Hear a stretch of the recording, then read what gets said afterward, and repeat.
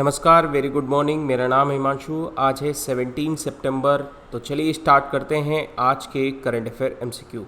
आज के current affair MCQ में क्या खास है, हम स्टार्ट करेंगे आज के दिन से, यानी 17 सितंबर में। पहले हम लोग देख लेते हैं यानी 17 सितंबर को क्या है। तो चलिए स्टार्ट करते हैं आज का ये सेशन। इसमें हम लोग देखने वाले हैं यानी सबसे पहला 17 सितंबर। आज है 17 सितंबर, तो आज है वर्ल्ड पेशेंट सेफ्टी डे। ठीक है, जैसे अभी आप देख रहे हैं कोविड-19 पेंडेमिक चल रहा है, तो इसमें पेशेंट की सेफ्टी डे का डे एब्जॉर्ब किया जाता है 17 सितंबर को। आपको यहाँ पर क्या याद रखना है, इसका थीम याद रखना है। तो थीम क्या है, health worker safety a priority for patient safety. ठीक है, इसको नोट डाउन कर लीजिएगा कहीं पर, health worker safety a priority for patient safety, ये इसका थीम है। कब एब्जॉर्ब किया जाता है, 17 सितंबर को एब्जॉर्ब किया जाता है। ठीक है, इतने सारे डेज होते हैं, तो हमें क्या करना है, डेली एक डे जो आता है उसको हम अपने वीडियो में डिस्कस करते रहेंगे। आप बस उसको नोट डाउन करते रहिए, रिवाइज करते रहिए, और ये आपके एग्ज़ाम में कहीं ना कहीं हो सकता है कि आ जाए क्वेश्चंस। तो चलिए स्टार्ट करते हैं आज के एमसीक्यू से। पहला एमसीक्यू यहाँ पर आपसे ये पूछा है कि सेंट्रल गवर्नमेंट ने भी हाल ही में एक प्लान इंट्रोड्यूस किया है किसी भी चीज़ को बैन करने के लिए। ठीक है, कौन सी चीज़ में ट्रेड करने के लिए बैन किया है। ठीक है, तो पहला ऑप्शन है इंट्राडे, ऑप्शन फ्यूचर या क्रिप्टो करेंसी। तो यहाँ पर अगर आप देखोगे कि अगर आप एजम्पशन करोगे यानी आप लगाओगे थोड़ा सा दिमाग, तो इंट्राडे यानी जो हमारी सेबी है, securities and exchange board of India, इसने भी हाल ही में कुछ मार्जिन से रिलेटेड कुछ नए रूल निकाले हैं। ठीक है, मार्जिन से रिलेटेड कुछ नए रूल्स निकाले हैं, लेकिन कहीं पर भी कोई भी चीज़ बैन करने की बात नहीं आई है। ठीक, अभी पिछले 2 सालों में आप सुना होगा कि इंडिया में कौन सी करेंसी बंद है, तो वह है कौन सी, क्रिप्टो करेंसी। ठीक है, तो क्रिप्टो करेंसी बंद है, तो इसका सही भी आंसर क्या होगा, क्रिप्टो करेंसी। तो क्रिप्टो करेंसी क्या होती है, इसके बारे में हम लोग डिटेल से बात करते हैं। देखिए, क्रिप्टो करेंसी एक डिजिटल करेंसी होती है। ये एक पूरी तरीके से क्या होती है, डिजिटल करेंसी। तो डिजिटल करेंसी में होता क्या है, यानी इस करेंसी में होता क्या है कि जैसे मान लो एक बंदा है, कोई भी पर्सन है जिसके पास कुछ लिमिटेड कोड है। ठीक है, लिमिटेड कोड है, और ये लिमिटेड कोड को क्या करता है, वो सेल करता है। ठीक है, जब सेल करता है तो लेने वाले लोगों की डिमांड क्या हो जाती है, बढ़ जाती। बात समझना, लेने वाले लोगों की डिमांड बढ़ती, तो डिमांड बढ़ने से क्या होगा, प्राइस बढ़ेगा। अब जब डिमांड बढ़ने से प्राइस बढ़ेगा, तो देखेंगे कि क्रिप्टो करेंसी में काफ़ी ज़्यादा वैल्यूएशन हो रहा था। आपने कहीं पर सुना होगा पिछले कई दिनों में, यानी पिछले सालों में, लगभग क्रिप्टो करेंसी यानी बिटकॉइन में पैसा लगाने वाले लोगों की चांदी हो गई है। मतलब उनके पास बहुत ज़्यादा पैसा आया है। उन्होंने मान लो 10,000 कहीं पर इन्वेस्ट किया था। अगर मान लो 10,000 इन्वेस्ट किया था, तो वो 2 दिन में 1 लाख बन गया। ऐसा भी आपने सुना होगा। ठीक है, ऐसा भी आपने सुना होगा, ऐसा पॉसिबल हुआ है। रीज़न ये है कि लिमिटेड कोड की जब सेल हो रही है और उसकी जब डिमांड बढ़ेगी, तो जाहिर सी बात है उसका प्राइस क्या हो जाएगा, बढ़ जाएगा। लेकिन यहाँ पर एक प्रॉब्लम है। वो प्रॉब्लम क्या है, ये समझने लायक है। प्रॉब्लम यहाँ पर ये है कि यहाँ पर बहुत सारे जो नए बंदे हैं वो फंस जाते हैं, और इसको हम लोग क्या बोलते हैं, इसको हम लोग बोलते हैं फ्लेजिंग मार्केट। ठीक है, तो फ्लेजिंग मार्केट में क्या होता है, यानी एक ऐसा मार्केट जहाँ पर आप देखोगे कि कुछ नए बंदे जाकर फंस जाते हैं, जिनको कोई भी अनुभव नहीं होता, कोई एक्सपीरियंस नहीं होता है। ठीक है, तो वो जाके इसमें क्या हो जाते हैं, फंस जाते हैं। तो अभी जो नया लॉ सेंट्रल गवर्नमेंट ने इंट्रोड्यूस किया है, ये पूरी तरीके से क्या करेगा, हमारे यहाँ पर क्रिप्टो करेंसी की ट्रेड को क्या करेगा, बैन करेगा। इससे फ़ायदा क्या होगा, यानी जो अदर इकोनॉमी से हमारे यहाँ पर रेगुलेशन होता है, वो क्या, किस चीज़ को, यानी जो ऐसे पर्सन है जो इस मार्केट में मूव होते हैं, जिनको कोई भी एक्सपीरियंस नहीं है, तो उनका लॉस होने से क्या होगा, बचेगा, या फिर बहुत ज़्यादा वो फंस जाते हैं, तो इससे हमारी इकोनॉमी को भी नुकसान होता है। मार्केट में अनरेगुलेटेड मनी आती है। अनरेगुलेटेड मनी का मतलब उसका कोई भी लेखा जोखा नहीं होता है, तो इससे इकोनॉमी को लॉस होता है। दूसरी चीज़, ये क्या करेगा, यानी जो ये डिसीजन लिया गया है, ये सिंगापुर की कंपनी है जिसका नाम है कॉइन स्विच। ठीक है, तो जाहिर सी बात है ये लॉ जो ये कॉइन स्विच कंपनी है, ये हमारे यहाँ पर बिटकॉइन की ट्रेडिंग कराती थी, तो जाहिर सी बात है इसको क्या करेगा, इफेक्ट करेगा। कंपनी हेडेड करती थी लगभग 2 लाख यूजर्स इंडिया में। 2 लाख यूजर्स समझ लीजिए, यूजर्स काम कर रहे थे जो इलीगली ट्रेड कर रहे थे बिटकॉइंस में उनको जरूर अफेक्टेड होगा, ठीक है। और इससे लगभग 200 से 300 मिलियन डॉलर, आप समझ सकते हैं ना, 200 से 300 मिलियन डॉलर का नुकसान हो सकता है, ठीक। मतलब इतना कारोबार था इंडिया में, आप समझिए, देखिए कितना बड़ा कारोबार हो सकता है। चाइना ने पिछले साल जो है लगभग बैन किया था, लेकिन फिर वर्चुअल करेंसी में कारोबार शुरू कर दिया है। कुछ आसपास की कंट्री हैं जैसे साउथ कोरिया है, सिंगापुर है, जहां पर रेगुलेट हो रही है प्रेजेंट टाइम पर क्रिप्टो ट्रेड। जापान ने तो पूरी तरीके से एक्सेप्ट करना शुरू कर दिया है, लेकिन इंडिया में अभी ऐसा नहीं है। आप कमेंट सेक्शन में बताइए कि इंडिया में क्या बिटकॉइंस चालू करना चाहिए, नहीं चालू करना चाहिए। आप अपना सजेशन कमेंट सेक्शन में मेंशन करिए। चलिए स्टार्ट करते हैं हम लोग नेक्स्ट क्वेश्चन पर। सेकंड क्वेश्चन है हमारा, लोकसभा ने भी हाल ही में क्लियर किया है essential commodities bill amendment bill, है ना, essential commodity amendment bill introduce किया है। ये क्वेश्चंस आपका बहुत सिंपल है, आपको यहाँ पर ये बताना है कि प्रेजेंट टाइम पर फूड डिस्ट्रीब्यूशन मिनिस्टर कौन है। जी हाँ, फूड डिस्ट्रीब्यूशन, आपको यहाँ पर फूड डिस्ट्रीब्यूशन ध्यान में रखना है, फूड प्रोसेसिंग नहीं रखना है, क्योंकि दोनों वर्ल्ड में डिफरेंस हो जाएगा और यहाँ पर मिनिस्टर भी चेंज हो जाएंगे, ठीक है। तो आपको यहाँ पर बताना है कि फूड डिस्ट्रीब्यूशन मिनिस्टर कौन है। तो इसका सही आंसर क्या है, आप जानते हैं, इसका सही आंसर है रामविलास पासवान, जो प्रेजेंट टाइम पर फूड डिस्ट्रीब्यूशन मिनिस्टर है। तो चलिए अब थोड़ा सा हम बात कर लेते हैं essential commodity bill amendment bill के बारे में, क्या है इसमें खास। देखिए, एसेंशियल कमोडिटीज अमेंडमेंट बिल ये सेंट्रल गवर्नमेंट को अलाउ करता है जो रेगुलेट करे पूरी तरीके से सप्लाई किस चीज़ की, सम फूड आइटम्स, यानी कुछ फूड आइटम्स जो एक्स्ट्रा ऑर्डिनरी सर्कमटेंसेस में काम आते हैं। जैसे मान लो कभी फेमाइन आ गया, यानी भुखमरी आ गई, कभी कोई वॉर हो गया या नेचुरल क्लैमिटी आ गई, ठीक है। तो उस टाइम पर क्या होता है, यानी प्राइस राइज होना शुरू हो जाते हैं। देखता होगा कि आपने जब कभी भी कोई पेंडेमिक आता है या नेचुरल डिजास्टर आती है तो छोटी छोटी चीज़ों के भी दाम बहुत ज़्यादा हाई हो जाते हैं। तो उस टाइम पर प्राइस को किस तरीके से रेगुलेट किया जाए, सप्लाई को किस तरीके से रेगुलेट किया जाए, ये इसेंशियल कमोडिटी अमेंडमेंट बिल में इंट्रोड्यूस किया गया है, ठीक। तो ये जगह लेगा किसकी, ये मतलब ये अमेंडमेंट जो होगा वो जगह लेगा इसेंशियल कमोडिटी एक्ट 1955 की जगह लेगा, और इसमें गवर्नमेंट को ये पावर देगा कि जो फूड आइटम्स हैं उनके supply, production, trade, distribution and commerce of certain commodities के बारे में यहाँ पर उसको रेगुलेशन पावर देगा। तो इसका मेन एम क्या होगा, ध्यान रखना है, इसका मेन एम आपको याद रखना है। तो मेन एम ये होगा कि हम लोग पूरी तरीके से, यानी जो रेगुलेटरी सिस्टम है उसको हम लोग क्या करें, लिबरलाइज करें। इसमें फायदा क्या होगा, फायदा ये होगा कि हमारे जो फार्मर हैं, आप देखोगे प्रेजेंट टाइम पर आपको यहाँ पर समझना होगा कि मार्केट में फूड सप्लाई बहुत ज़्यादा है, ठीक है। जब फूड सप्लाई बहुत ज़्यादा है उसके बावजूद हमारे यहाँ पर देखिएगा कि कंज्यूमर को प्राइस ज़्यादा देना पड़ता है। मतलब ऑलरेडी फूड सप्लाई का जो क्वांटिटी है वो बहुत ज़्यादा है, लेकिन कंज्यूमर को ऑलरेडी प्राइस बहुत ज़्यादा देना पड़ता है। और इधर आप देखोगे कि फार्मर को बहुत ज़्यादा कम प्राइस मिलता है, ठीक है। तो इसके बीच में जो सप्लाई मार्केट है, इस सप्लाई मार्केट को रेगुलेट करने का जो काम होगा वो किसके पास होगा, गवर्नमेंट के पास होगा, ठीक है। तो ये है एसेंशियल कमोडिटीज एक्ट में। आगे बात करते हैं यानी क्वेश्चन नंबर 3 पर। तो क्वेश्चन नंबर 3 में आपको बताना है हु गेट DCGI यानी drug control government of India, इसने भी हाल ही में ट्रायल रिज्यूम कर दिया है ऑक्सफोर्ड कोविड-19 की वैक्सीन के लिए। तो इसमें किसको मिला है ये ट्रायल्स करने का काम, सिप्ला, ग्लेनमार्क या ऑक्सफोर्ड यूनिवर्सिटी के साथ कौन काम कर रहा है इंडिया में, तो ये काम कर रहा था सीरम इंस्टीट्यूट। जी हाँ, सीरम इंस्टीट्यूट ऑफ इंडिया, ये पुणे बेस्ड एक कंपनी है जो ऑक्सफोर्ड की कोविड-19 की वैक्सीन के प्रोडक्शन के लिए काम कर रही है। तो इसके लिए फिर से ट्रायल क्या कर दिए गए हैं, रिज्यूम कर दिए गए। थोड़ा सा इसके बारे में हम लोग डिटेल से जानते हैं। देखिए, सीरम इंस्टीट्यूट ऑफ इंडिया जो इंडिया में काम कर रही थी कोविड-19 की वैक्सीन के लिए ऑक्सफोर्ड यूनिवर्सिटी के साथ, तो अभी इसके ट्रायल को फिर से रिज्यूम कर दिया गया है किसके साथ, drug controller general of India, ठीक है। इसने क्या कर दिया है, रिज्यूम कर दिया है। अभी आपने सुना होगा कुछ दिन पहले, यानी 5 से 6 दिन पहले की न्यूज है कि ये जो कोविड-19 की वैक्सीन है ऑक्सफोर्ड यूनिवर्सिटी की, उसका नाम आपको यहाँ पर याद रखना है, एस्ट्राजेनेका।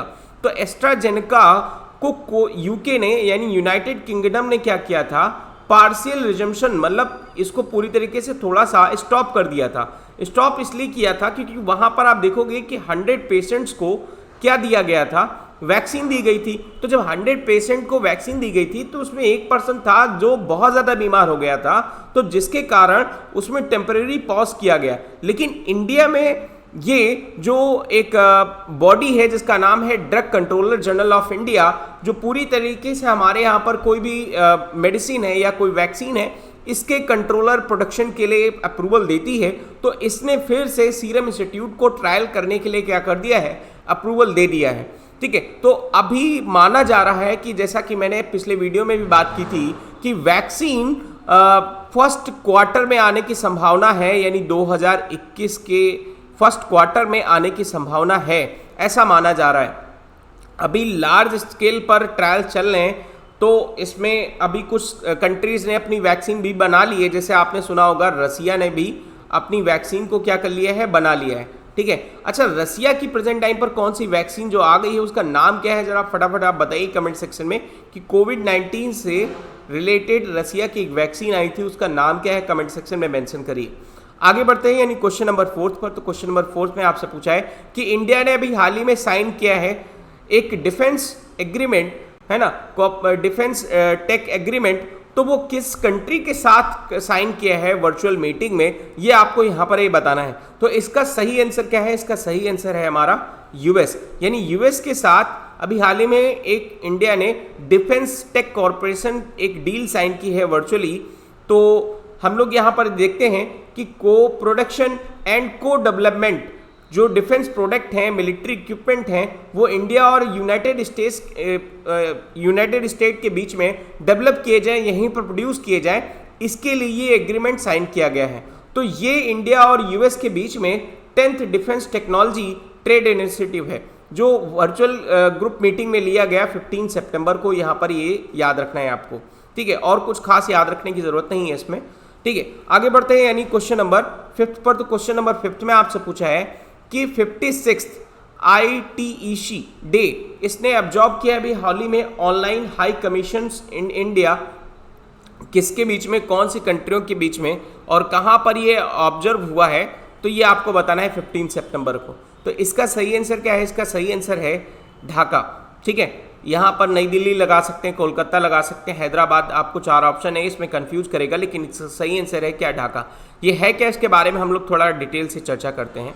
देखिए ITEC यानी Indian technical and economic corporation, ये एक लीडिंग फर्म है जो एडमिनिस्टर करती है, मतलब किसके अंतर्गत आती है, मिनिस्टर ऑफ एक्सटर्नल अफेयर्स में।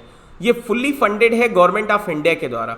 तो ये क्या करती है, जो आसपास के कंट्री हैं उन कंट्रियों में ये क्या करती है, अपने कॉपरेशन देती है, किस चीज़ में, जो स्मॉल मीडियम एंटरप्राइजेस हैं, रूरल डेवलपमेंट है, या फिर अकाउंट ऑडिट है। तो आसपास की जो नेबरिंग कंट्रीज हैं वहाँ पर ये कॉपरेशन प्रोवाइड करती है। ठीक है, तो अक्रॉस द ग्लोबल यानी अफ्रीका, एशिया, इन सभी चीज़ों में फ्लैगशिप प्रोग्राम्स इंट्रोड्यूस कराती है ये बॉडी। ठीक है, तो आपको ये याद रखना है किसके अंतर्गत आती है, मिनिस्ट्री ऑफ एक्सटर्नल अफेयर्स के अंतर्गत आती है, जो फुल्ली फंडेड है किसके द्वारा, गवर्नमेंट ऑफ इंडिया के द्वारा। तो प्रेजेंट टाइम पर एशिया और Africa, east Europe, Latin America, Caribbean city में ये प्रोग्राम फ्लैगशिप प्रोग्राम चला रही है, जिसको हम लोग सिस्टर प्रोग्राम कह रहे हैं। ठीक है, तो इसका एक प्रोग्राम अभी साइन हुआ है किसके साथ में, बांग्लादेश के साथ में। ठीक है, ये याद रखना है आपको। इसका मेन फोकस रहेगा किस पर, account audit, management, SME, rural development, parliament affairs के बारे में। ठीक है, आगे बढ़ते हैं यानी क्वेश्चन नंबर 6 पर। तो क्वेश्चन नंबर 6 में आपसे पूछा है कि यूनियन एजुकेशन मिनिस्टर यानी प्रेजेंट टाइम पर यूनियन एजुकेशन मिनिस्टर, देखिए आपको याद होगा जो HRD मिनिस्ट्री है, HRD मिनिस्ट्री का नाम अब बदल कर दिया गया है एजुकेशन मिनिस्ट्री। ठीक है, तो ये याद रखना है आपको।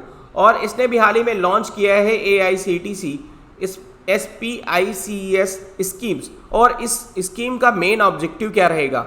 ऑप्शन ए है scheme for promotion interest creativity and ethics, scheme for promote interest in science, scheme for promoting interest in business, scheme for promoting interest in architecture. तो देखिए इसका सही आंसर क्या है, इसका सही आंसर है ए, यानी scheme for promoting interest creativity and ethics.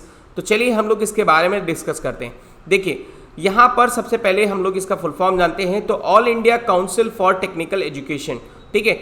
इसने भी हाल ही में क्या किया है, ये स्कीम चलाई है। स्कीम का मतलब होगा कि कोई भी इंस्टीट्यूट ऐसा है जो क्रिएटिविटी एथिक्स के में प्रमोट करता है, तो वो इस इंस्टीट्यूट को क्या किया जाएगा, फंड किया जाएगा, स्टूडेंट को फंड प्रोवाइड किया जाएगा, यहाँ पर फाइनेंशियली सपोर्ट किया जाएगा इस इंस्टीट्यूट यानी इस इंस्टीट्यूट के द्वारा, all India council for technical education के द्वारा।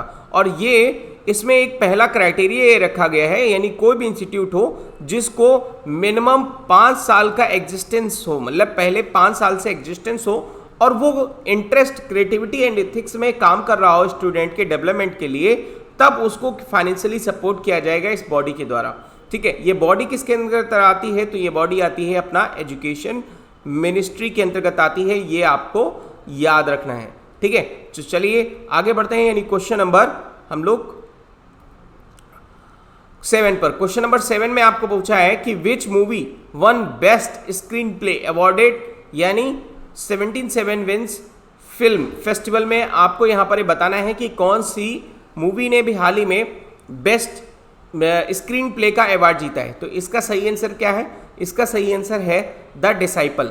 द डिसाइपल मूवी ने भी हाल ही में बेस्ट स्क्रीन प्ले का अवार्ड जीता। तो द डिसाइपल, यहाँ पर एक और चीज़ नोट करने लायक है, द डिसाइपल इसके जो डायरेक्टर हैं वो कौन है, चैतन्य थामने। ठीक है, चैतन्य थामने ये इसके डायरेक्टर हैं, इन्होंने डायरेक्ट किया है, तो ये बस इतना ही याद रखने की ज़रूरत है। इसको प्रोड्यूस किया गया है विवेक गोम्बर के द्वारा। ये एक मराठी फीचर्स को स्क्रीन प्ले करता है, तो जिसके लिए इन्हें अवार्ड मिला है। ठीक है, आगे बढ़ते हैं यानी क्वेश्चन नंबर 8 पर। तो क्वेश्चन नंबर 8 में आपसे पूछा है कि ICICI लैम्बोर्ड, इसने भी हाल ही में, ये एक इंश्योरेंस कंपनी है, इसने भी हाल ही में एक बैंक इंश्योरेंस टाइप किया है। बैंक इंश्योरेंस का मतलब ये होता है, यानी कोई भी बैंक, यानी कोई भी कॉमर्शियल बैंक जब कोई भी इंश्योरेंस सेल करती है, बात करना, जब कोई भी इंश्योरेंस सेल करती है, तो इंश्योरेंस सेल करने को हम लोग क्या बोलते हैं, बैंक एश्योरेंस बोलते हैं। ठीक है, ये नाम समझना कि इंश्योरेंस सेल करना किसके द्वारा, बैंक के द्वारा इंश्योरेंस सेल किया जाना, इस टर्म्स को बोला जाता है बैंक एश्योरेंस। ठीक है, तो इसमें किस बैंक के साथ अभी टाई अप किया है ये आपको बताना है। तो इसका सही आंसर क्या है, इसका सही आंसर है यस बैंक। यस बैंक के साथ अभी हाल ही में ICICI लैम्बोर्ड ने अभी हाल ही में जनरल इंश्योरेंस कंपनी ने एक टाई अप किया है, और यस बैंक का मेन फोकस होगा कि अक्रॉस 28 स्टेट्स में हम लोग कस्टमर्स को मोर एक्सेसिबल इंश्योरेंस प्रोवाइड करें। ठीक है, ये काम है इस कंपनी, मतलब इन बैंक इंश्योरेंस कंपनी का एक मेन मोटिव है। ठीक है, आगे बढ़ते हैं यानी क्वेश्चन नंबर 9 पर। तो क्वेश्चन नंबर 9 में आपसे पूछा है कि which state CM launches my family my responsibility campaign to tackle कोविड-19। ये आपको बताना है कि ये कैंपेन किस स्टेट गवर्नमेंट के द्वारा लॉन्च किया गया है, माई फैमिली माई रिस्पॉन्सिबिलिटी कैंपेन। तो इसका सही आंसर क्या है, इसका सही आंसर है महाराष्ट्र। महाराष्ट्र सरकार के द्वारा माई फैमिली माई रिस्पॉन्सिबिलिटी कैंपेन को क्या किया गया है, लॉन्च किया गया है, ये याद रखना है आपको।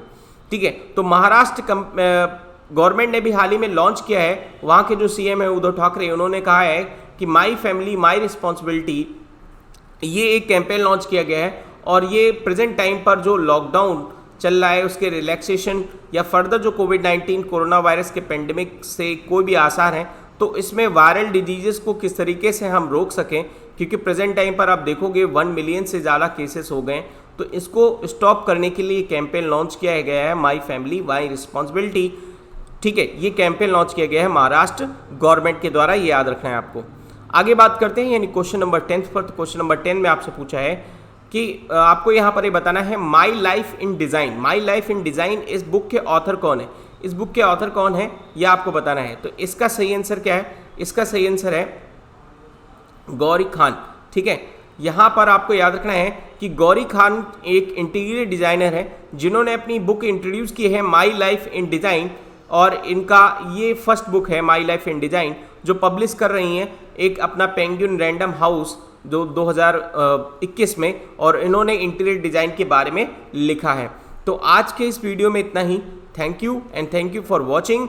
लेकिन अभी तक अगर आपने एग्जामशाला को सब्सक्राइब नहीं किया है यूट्यूब चैनल पर, तो प्लीज़ सब्सक्राइब कर लीजिए। इस वीडियो को ज़्यादा से ज़्यादातर लोगों तक शेयर करिए।